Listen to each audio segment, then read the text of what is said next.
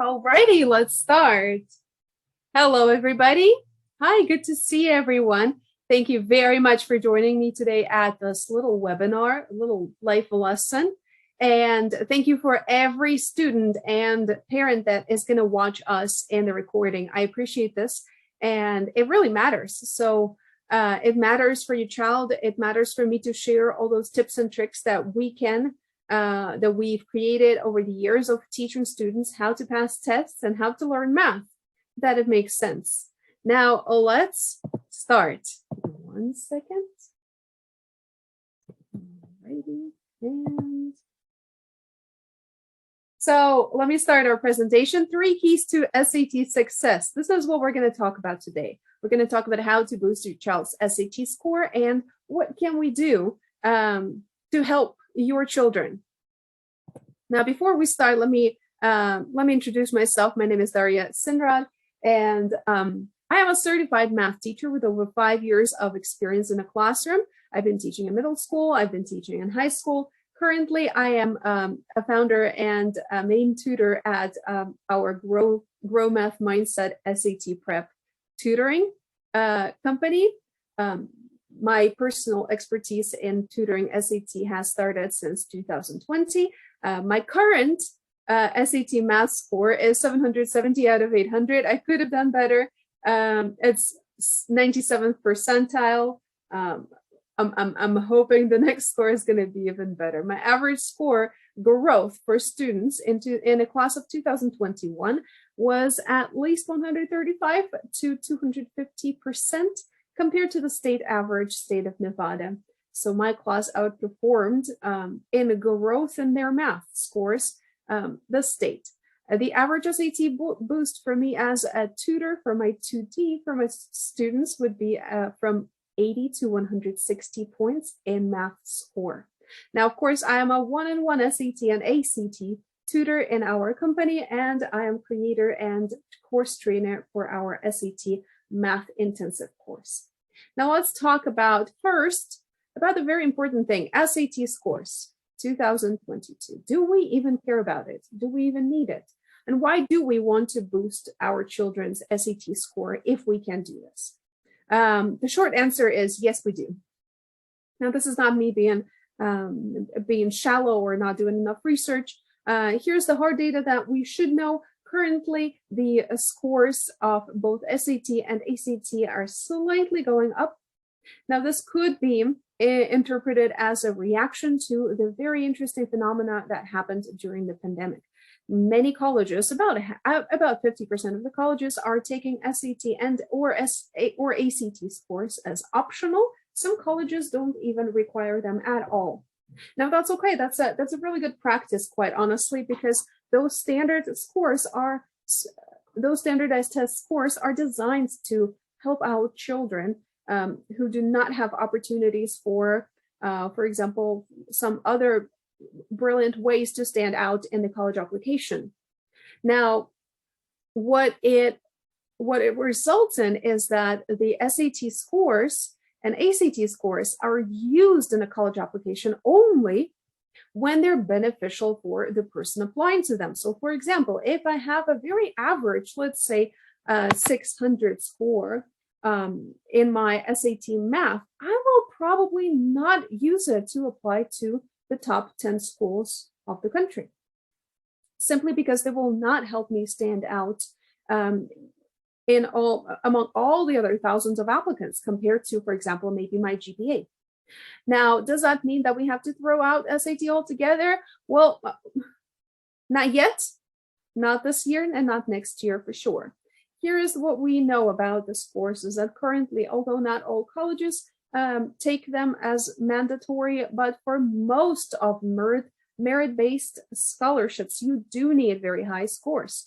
Now, merit-based scholarships require you to be above average or have some specific requirements, or they take the top first, second, third, fifth percentile of all the applicants. Now, what that means is that using the scores, they're comparing your child with the other applicants.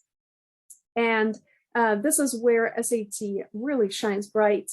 We can use it for a whole lot of, for a wide variety of scores. Oh, of, I'm sorry, for a wide variety of scholarship applications, starting with national merit,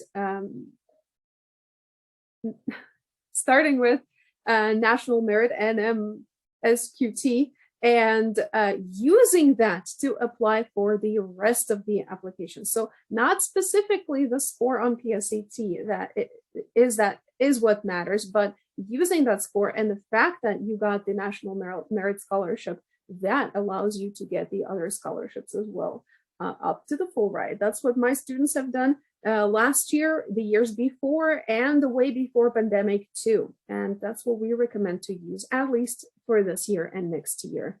We'll keep you posted for 2023 updates. Now let's talk about what are the 3 keys of success on SAT. Now this is the important part. Let's get to the meat, the most important part of our presentation. All right. We have honestly not very sophisticated. We have 3 important pillars, the keys of SAT success. We have mindset.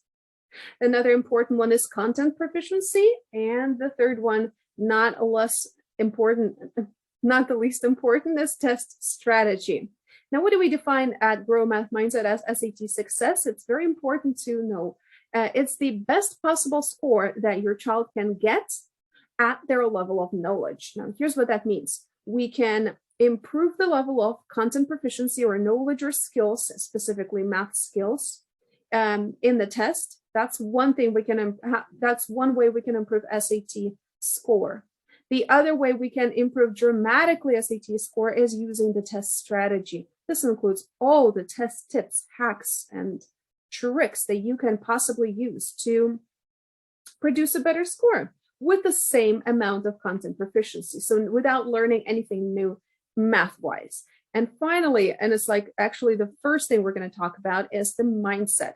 So the state of mind of your child that goes to the test is equally as important as everything else. I'll give you the most dramatic example is not having enough sleep automatically reduces your score by, let's say, 20 points for sure. So and I'm talking about math only, reading and writing, and I would assume the same. Let's talk about each of those pillars, each of those keys. First is mindset. Now let's remind ourselves that the goal on the test, which is, by the way, coming very soon, the most recent one is going to happen in 2 days, just 2 days. The most important goal on the test, regardless of your math knowledge, is to maximize the score. We want the highest score possible because bottom line is everybody else is also going for the highest possible score. So here is what we do want to aim for on the day of a test. We want to stay as focused on only test as possible. It sounds almost obvious. I hope it does. What we want to have is extreme laser focus on just the test for our children. Now, here's what that means. It means that we want to eliminate all possible distractions. And there are 2 kinds of possible distractions. We have basically the group of external distractions and internal distractions. An example of external distraction is somebody writing loudly and your kid being annoyed at this. An example of an internal distraction is his thoughts, him or her wandering and drifting off into some wonderland in the middle of the test. Does that happen? Yes, it does. What can we do? This is the most important thing that we want to look at. So what do we recommend at Grow Math Mindset? We created a list of recommendations that help your child be focused on the test on the day of the test. So here's the most important thing, and I wish I highlighted that even more than I did. Your child needs to sleep enough for them not to just be productive, but to be good, well, logical, and in the state of mind that is ready for SAT. That means at least 7 hours of 7 hours of sleep the night before SAT. Now, why is that important? Here is what we know about how sleep affects the scores. If your child does not sleep just a mere 30 minutes out of what he or she is supposed to sleep, or we can assume that their attention is already going to be weakened. We know that sleeping 6 hours a night before does not help our child improve the score. Sleeping just 6 hours at night makes your kid miss, on average, about 10% of the time on the test, on the multiple choice test. Now, the worst part of lack of sleep problem for all the test takers is that they do not notice their lack of attention. So they genuinely believe that they're doing fine, that they're feeling fine, that they are thinking straight, but they're not. And at the same time, they're making mistakes. And this second downfall of lack of sleep the night before the test is what we call the procrastinated problem. The procrastinated problem is what we call the problem of all the test takers, specifically, especially on the math part, when they just don't have enough time. They run out of time. Now, a lack of sleep affects our time perception. This is what we know from brain science, and we think we spend little time on each problem, but in reality, when we don't sleep enough, we spend a whole lot of time more, because we need to read it again, we need to read the problem again, we need to think a little slower about this, we need to maybe be distracted about something. So this is an important one. Let's sleep at least 7 hours the night before the SAT. Now, another thing is what we want to do as parents, or what we want to do as the students that are about to get tested the next day. We want to eliminate all decisions in the morning of the test. Now, here's what that means. Our brain has only limited capacity of making decisions, and the test, SAT, and the SAT is a test of a lot of decision making. You will make decisions about whether to choose this or that option in a multiple choice, whether to eliminate this or that option, whether to pick 5 or 7. There's a lot of answer choices to pick from, a lot of answer choices to delete. And what we want to do is not to overload our brain or our children's brain the morning right before the test. Here's what that means. If you can, and I'm hoping that everybody can, if you can, make sure your child picks clothes the night before the test.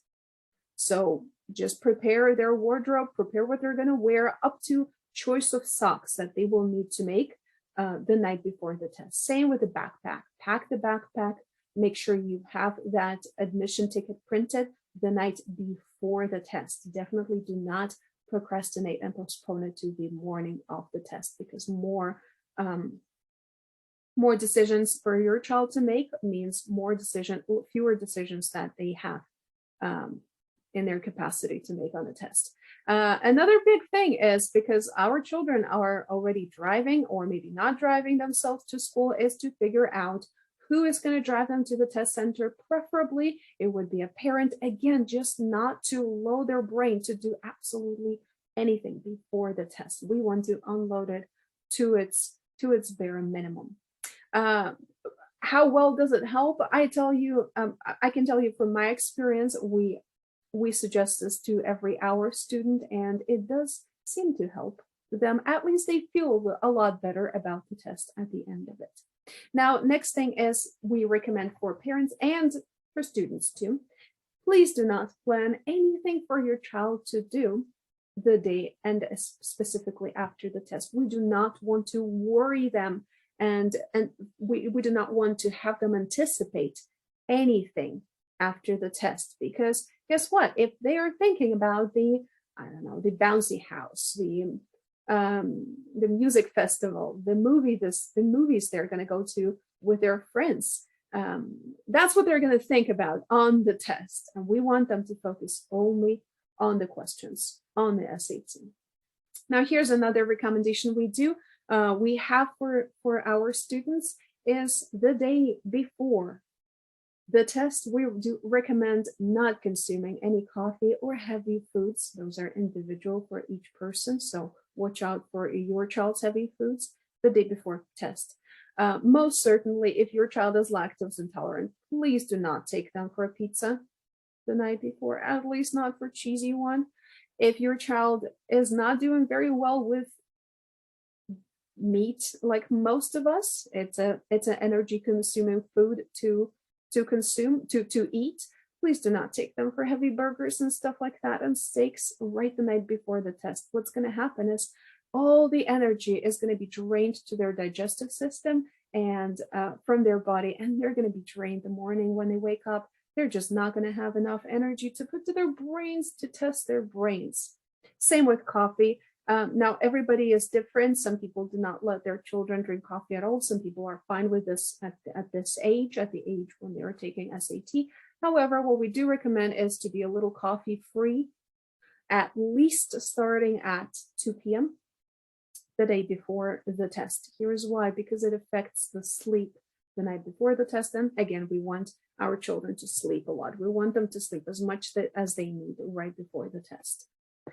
Now, next thing is what another type of distraction is the internal distraction. So what can we do? Now, this is a highly individual thing. What we do in our tutoring lessons is we talk with our students, we create our own strategies that fit each student individually, and this requires knowing yourself a lot. So thinking about what works and what doesn't work for each child, because each child is its own individual. Now, as for internal distractions, what we can do is to talk about several things. First, make sure you have a family test plan and discuss it with your children.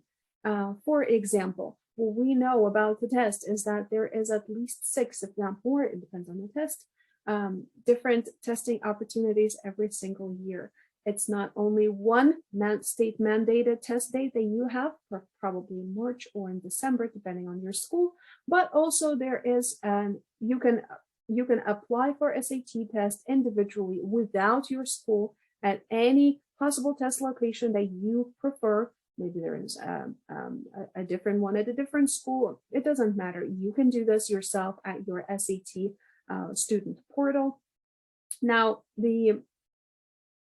what you do want to tell your children is that the test date that they are going to is not their only chance and not their last chance. This kind of like relieves a little bit of that anxiety before the test, because we can breathe out. It's not their last chance. They can try again. They can try better. What's more, most people say that about 70% of people say that taking the test the second time really helped them. I think probably it's partially because they already know what to expect. They've seen it. They felt it. They're just more familiar and less stressed. And second of all, it does help sometimes improve their scores.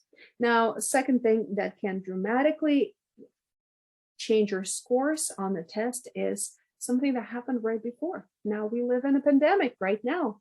So the amount of traumatic events and like difficult, dramatic situations in your children's lives is just crazy, to be honest. And what we want to do is we want to not put so much pressure on the results of the test, especially if we know that they're distressed. Because again, let's get back to the very first one. There's not only one SAT date. They do not have only one last chance. They have way more. They can do it again. They can always try again. It's not one and only chance. Now, finally, what we can do is we can try to help them and teach them some quick concentration exercises. This is what we often do at our tutoring and even in our SAT intensive course. Let me show you some of them. Now, this is what we call a concentration exercise. It helps your brain connect to your body, and then it helps your brain to focus on what we want the brain to focus. So for example, especially it works very well when your child is reading the same passage over and over or the same big wordy problem over and over. Let me show you what it should look like. All right. So for this exercise, now I do not see any of you guys because we're on a webinar, but I'm going to ask you to give me some feedback at the end in the text box, so in the chat box. So do let me know how it goes for you. Let's start with some easy exercises. I'm going to ask one of you to show me a thumbs up and a peace sign on the other hand. We're going to start with this.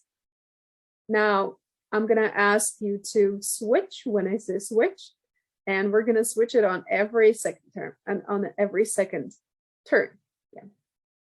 So switch, and then switch, and then switch, up, and then switch, and then switch, and then switch. Now, it's a difficult exercise. If it comes easy, it doesn't work anymore. You got to come up with another one. Here's what it does. We do not want to strive for perfection in this. What we do want is to help our brains switch from one mode to another, from left hand, in my case, actually right hand, peace sign and a thumbs up to the exact opposite of it, and so on. It's an extremely difficult thing. The more practice you get, the easier it is. But as soon as you're very proficient in this, you have to go to and try another one. Alrighty, let's get back to our presentation. All right. There you go. Quick concentration exercises. Now let's talk about the next pillar of our test success on SAT is what we call content proficiency. This is the knowledge of content, math specifically that we're talking about. We want our children to know the most that they can. We want to, I'm not going to say cram up, but we want to make sure they're as knowledgeable as they can by the time of the test in mathematics. Now, because our goal is to maximize the score, here's the good news. The good news is that SAT tests the content of mostly pre-algebra, that is 8th grade algebra 1 and algebra 2. Now, there are some problems of geometry included in SAT and very little of pre-calculus. Why is it a good news? Because all of that is taught at schools. Here's the bad news is that SAT problems look very different from traditional school math problems. Now that's because SAT tests not necessarily how well your child knows the algorithm, the rule, but how well can they use it? How well can they actually apply it to different new situations? Let's take a look at 2 examples. Here is just a page of a very typical traditional math book with a lot of practice. It's a practice problems on I think it's polynomial division. Yeah, it is polynomial division. Now, if you notice, it's a worksheet with 38 problems. It has actually only 3 exercises, 3 actual different problems, but a whole lot of different numbers. Now, let's look at the problem that you can see on SAT test. Now, it looks like this. If the polynomial f of x is evenly divisible by x minus 5 and polynomial g of x is f of x plus 4, what is the value of g of 5? Notice how, one, I'm going to tell you right now that this problem targets the knowledge and tests the knowledge of polynomial division and polynomials. However, here's the important part.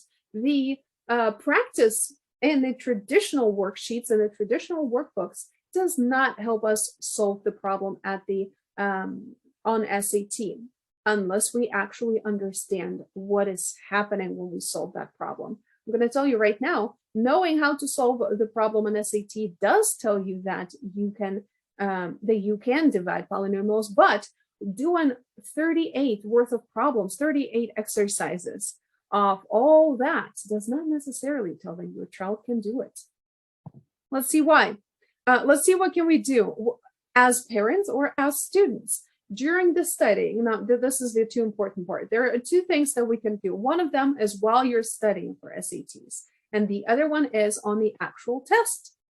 Now, while you're studying for the SATs, you can ask yourself, well, why does it make sense? And I'm saying, why does it make sense? Let's get back to that, to those problems. On the left, why does it make sense that when I factor this polynomial by, let's say, x plus 2, why do I get that answer? Why does it work that I can do that along division of polynomial? Why does it work like that in a synthetic division? Like, what is the process and who created it? Why did it work? So it says who. We want to question that authority of math rule because math rules come from somebody. They come from some logic. There has to be some logic. It's never something incredibly detached from reality. It's always connected to something. Now, what parents can do, because I know that not every parent knows the content of every math problem in a SAT, and that's okay. You don't have to. But what you as parents can do is you can ask your children to explain what a problem means in regular English, in regular language. So instead of, oh, I just did some long division, when your child says, you can ask them, okay, well, what does that mean? Like, how do you do that? Or how do you know it works? Who says it works? How can you check that it works? There's a lot of questions you can ask. Doubt your math knowledge because it is not fixed. It is something you have to make sense of for it to stick. This is why we definitely do not promote memorizing a lot of rules and formulas by the time you take SAT, simply because all that turns into a mush of symbols and operations instead of something that makes sense. Instead, what we do recommend is to make sense of the problems, make sense of what they're asking for you. And then through making sense of it, solving that problem correctly without memorizing anything. Excuse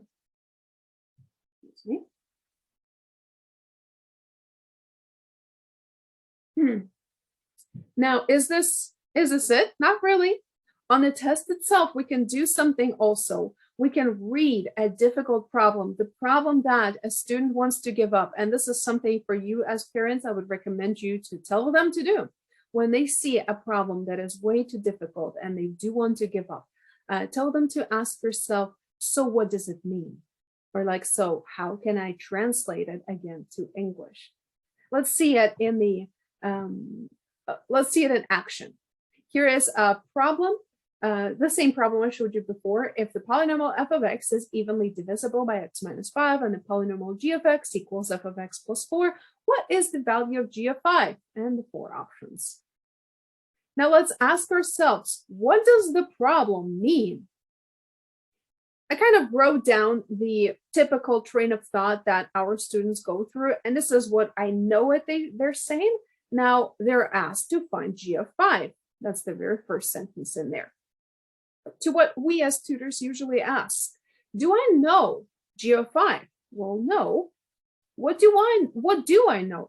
I'm sorry for the I that is not capitalized. What do I know about g of 5? Well, I do know from knowing what a function is, from knowing what a polynomial g of 5 is, that is just 5 instead of x in a polynomial g of x. That's a general algebra 1 type of knowledge about function notation.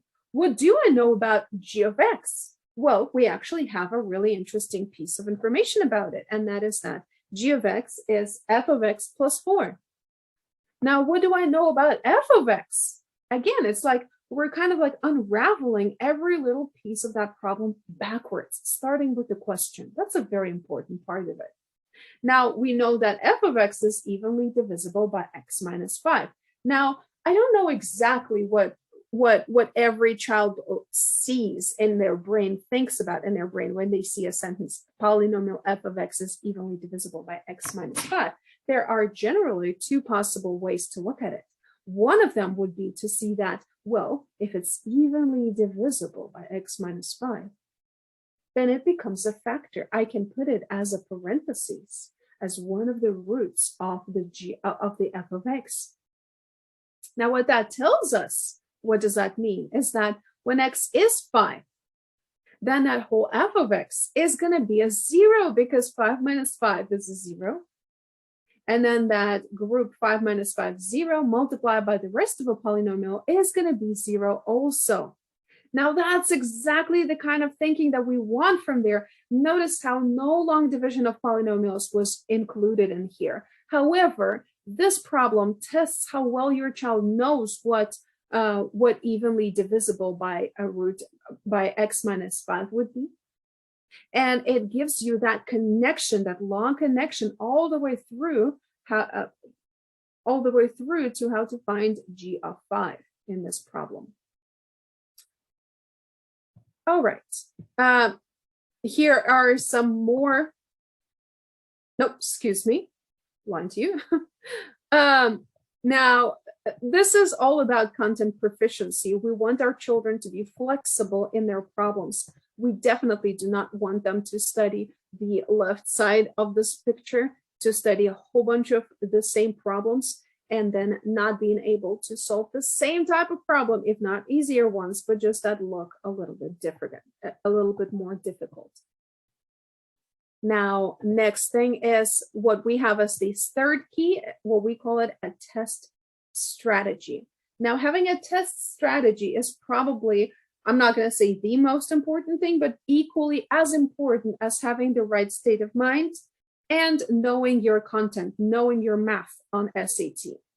Let me give you an example. Goal on SAT, this is a reminder, our goals on SAT is just to maximize the score. As much as we do love math and we are a math tutoring company, we do have to recognize that what we want on SAT is for your children to be competitive on their college application and on their scholarships application. So the important part about SAT score is that SAT is timed as an exam, while most of the school math isn't. The homework is not timed. Take as much time as you want.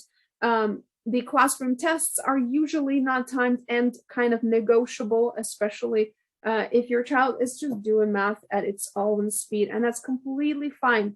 It's just school math and SAT math, they serve very different purposes. This is what that means for the actual application on SAT strategy. Most of geometry, for example, 10th grade, usually teaches us about proofs, about how to prove that this is congruent to that two shapes are similar, that this angle equals to that angle, and so on. Unfortunately, we just do not have the luxury of time to create two-page proofs, to write down every single little detail on SAT. We want to do it quick, efficient, and on the point. Let me give you some data from SAT itself. There are two mathematic sections. There's a no calculator and the calculator section, calculator permitted section. What we know about them is that there's typically around a minute and 15 seconds per question on a no calculator section. So there is 25 minutes in that section and only 20 questions. And on a calculator section, calculator permitted section, what we have is 1 minute, 25 seconds per question. There is 58 questions for, I want to say 35 minutes. I need to check that, but trust me on that, definitely less than 1 minute, 30 seconds per one question. Here's what that means. Your child will not have enough time to be stuck on any problem. I guarantee you that. Now, here's what we can do. Obvious tip is, first of all, please read all the SAT instructions before the test, the day before the test, the week before the test. On every SAT practice test, read those big instructions because of two things, two important things. One is that they are identical, especially, I'm talking about the instructions on the official SAT practice tests, which you can find on SAT College Board official website. They have several practice tests released out there. What it does to us, to our students, is one, it reduces some anxiety for them. They're not as scared of the test anymore. They know what to expect in terms of what the instructions are.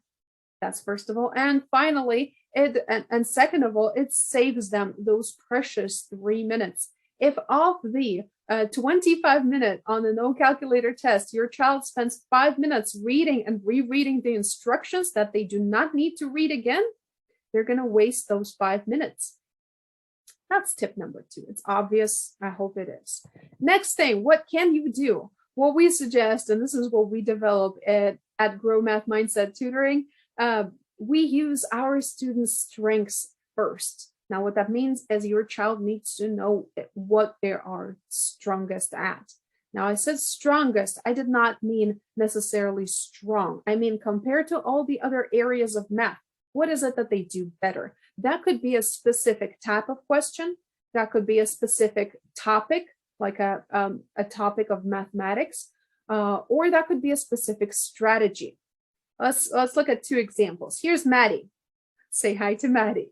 Maddie knows that she's very good at equations and all kinds of problems with formulas. She's very flexible in them. She had a whole lot of practice.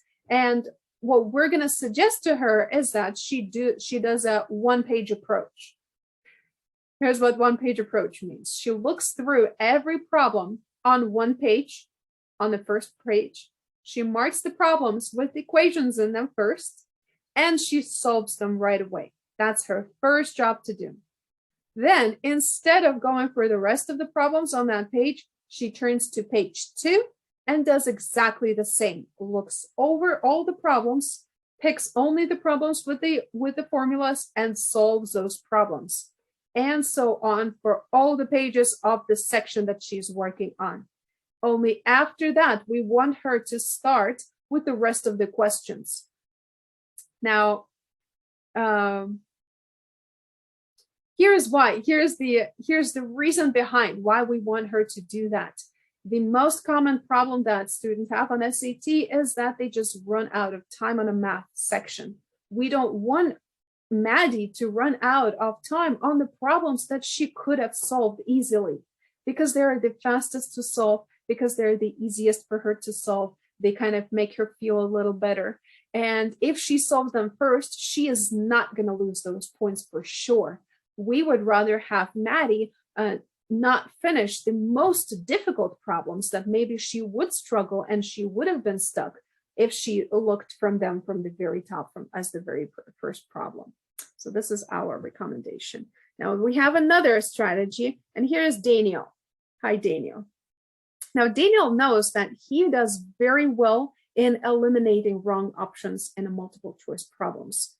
Our suggestion to Daniel would be to take a look at only the answer options first. I know this is a little weird. So instead of reading the problem and then reading the answer options, we recommend for Daniel to start by reading the answer options, then reading the question at the end of a problem, and then reading the rest of the problem. Here's why we would suggest that to Daniel. Again, it doesn't work for everybody. This is a very specific strategy for one very specific child. For Daniel, that would work because while he is reading the problem, the text of a problem itself, he will already be looking for cues, for information to help him eliminate the wrong answers even quicker. This works for those backwards working minds, we call them.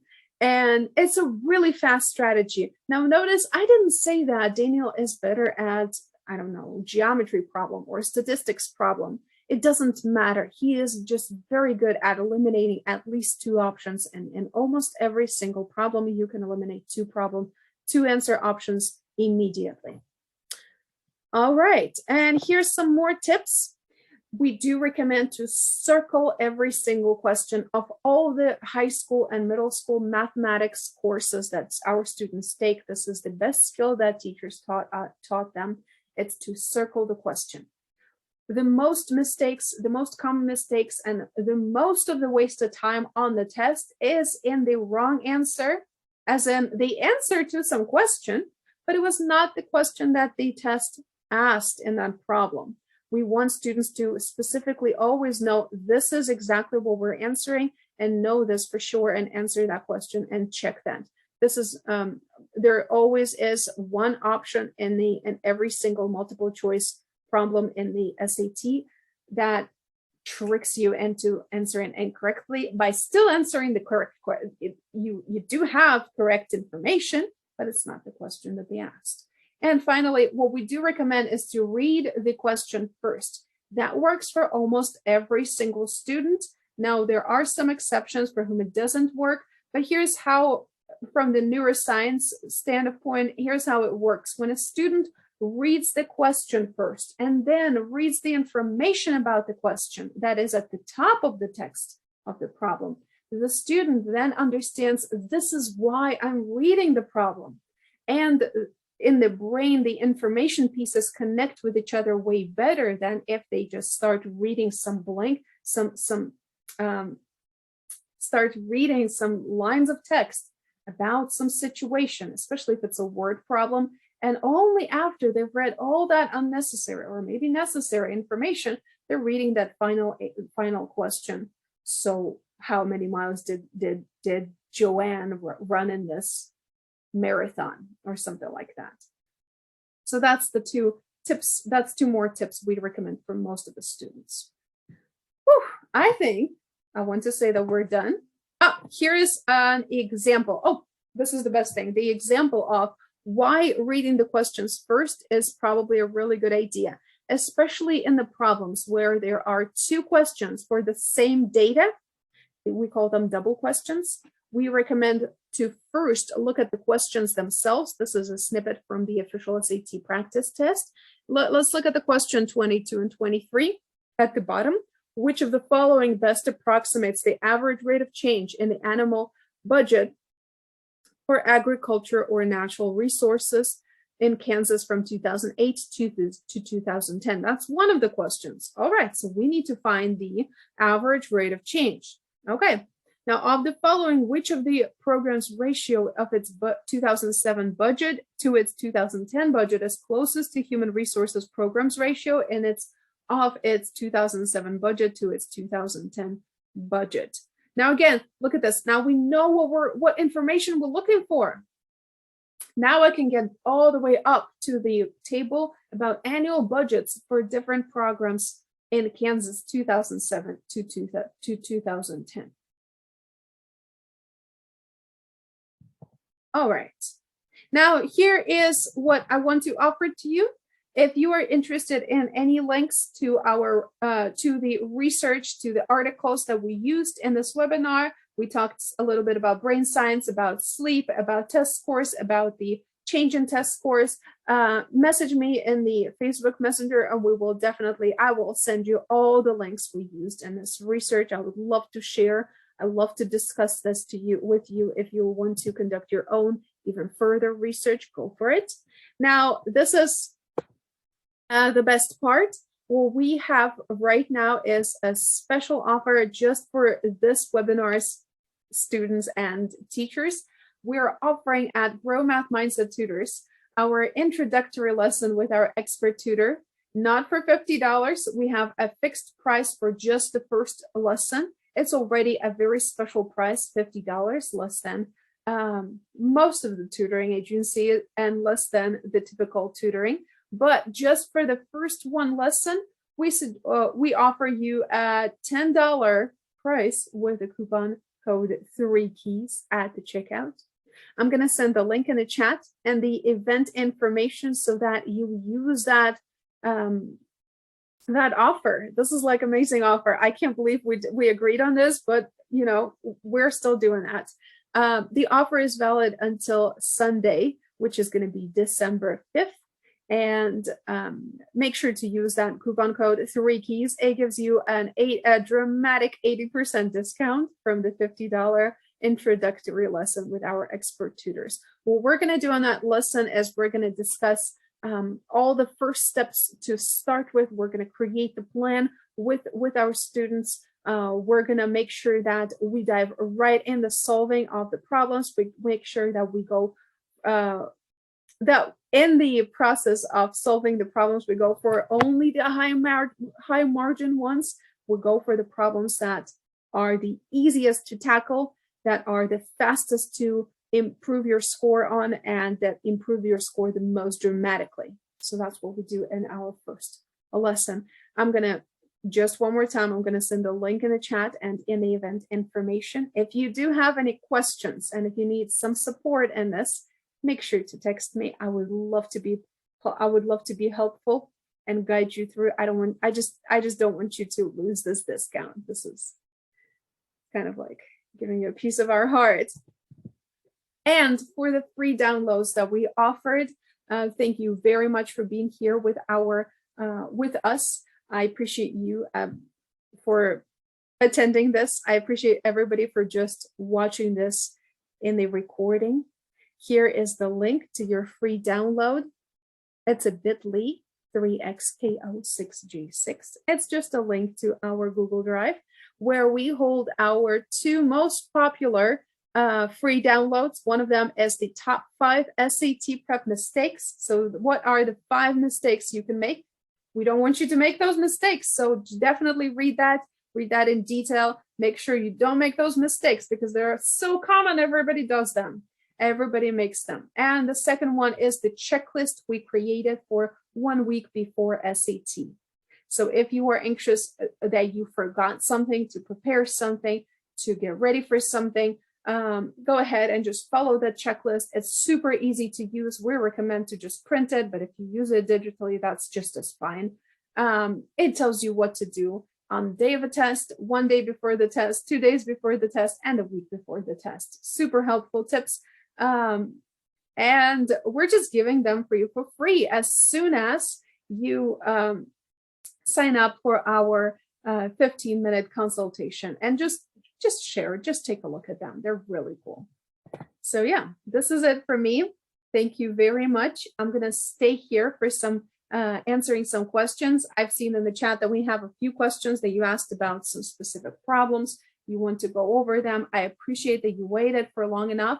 I just didn't want to interrupt the flow of the presentation and not spend everybody's time on only one question. So thank you for those people who did ask me questions in the chat. I really appreciate that.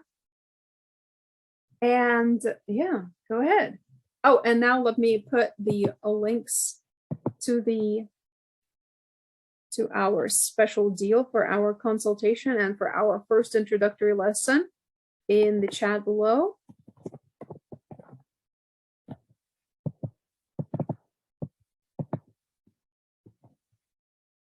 And thank you.